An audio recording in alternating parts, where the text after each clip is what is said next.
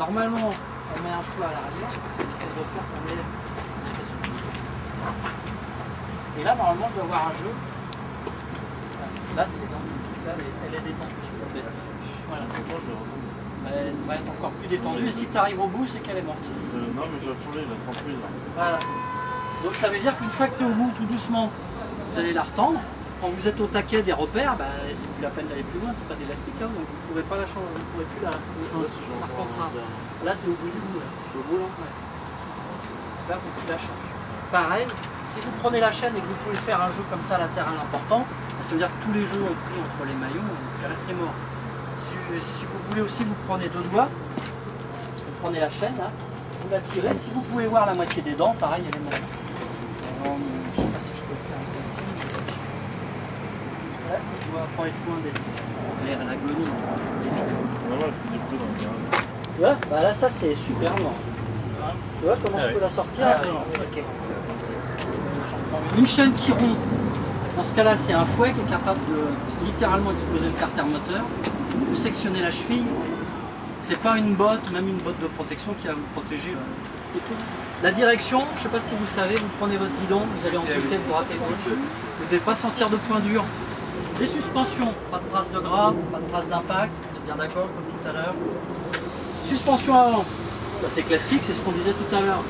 Votre moto, vous freinez, vous appuyez plusieurs fois de suite. Si ça fait genre pompe à vélo ou le machin pour se muscler, là bah, c'est pas bon. Normalement vous devez sentir une certaine résistance, elle ne doit pas plonger toute seule. Pour changer les plaquettes, normalement vous devez avoir un petit repère, une petite rainure qui est à l'intérieur des plaquettes. Quand vous ne voyez plus cette rainure là, ça veut dire qu'il est temps de changer vos plaquettes. Alors où ça se regarde par en dessous, où ça se regarde par au-dessus. Dans le carton, voilà. Là, vous voyez, il y a une rainure qui est au milieu. Il y a une petite rainure qui est entre les deux plaquettes. Ça c'est des témoins qui vous permettent de savoir que quand... Vas-y, il faut que tu prennes ta place. Ah oui, je la vois. Vas-y, j'y sais. Donc normalement vous avez des petites rainures. Donc ça vous permet de vous alerter sur le fait que quand vous arrivez là, bah, il est temps de changer vos plaquettes. Pneumatique Hero.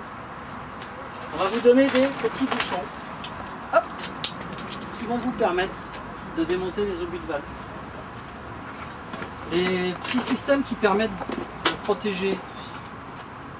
Merci. Et dessus, vous avez un petit indicateur qui fait 1 mm. Voilà, vous avez un petit ergot qui fait juste 1 mm. Ça, c'est la profondeur minimale qu'il vous faut avant de vous faire verbaliser. Normalement, sur vos motos, vous devez avoir des TWI, des petits indicateurs qui sont à l'intérieur des nervures qui vous permettent de vous dire attention, il ne reste plus qu'1 mm 6, il est temps de changer mes pneus. Donc, je ne sais pas si vous savez les trouver. Normalement, ils sont indiqués. Voilà. Là, ici, là, on a une petite nervure qui est un petit peu plus haute que les autres. Lorsque ça va arriver à ce niveau-là, ça veut dire que le pneu il est bon à changer. Il faut commencer à y penser.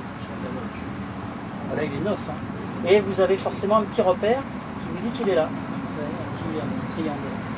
Ok. Donc, normalement, toutes les motos, celle-là est ici. C'est à ce moment-là. Bah, ça, 1 mm, c'est là. C'est là.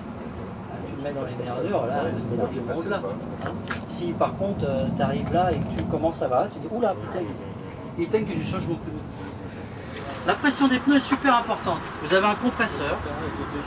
Je vous ai demandé si vous saviez la pression de vos pneus, parce que la pression des pneus, tant qu'il fera beau, qu'il fera ce temps-là, à la limite, un pneu, n'importe quel pneu de basse qualité va forcément tenir plutôt bien sur le sec. Par contre, sur le mouillé, c'est là où ça va faire la différence. Le froid. Le mouillé, le froid, mais surtout le mouillé. Sur le mouillé, l'important, c'est les nervures, les stries que vous allez avoir sur votre pneu. Lorsque votre pneu va être dégonflé, les stries qui sont dessus vont ne plus servir à rien. Elles vont se rapprocher les unes par rapport aux autres. Et sur le sol, vous allez avoir un pneu lisse. Donc autant dire que vous allez rouler avec un slick sous la pluie. Donc la pression des pneus est hyper importante. Donc si vous voulez, vous avez un compresseur. Si vous ne les avez jamais fait, la pression des pneus, c'est à faire tous les 15 jours minimum. C'est vital. C'est essentiel.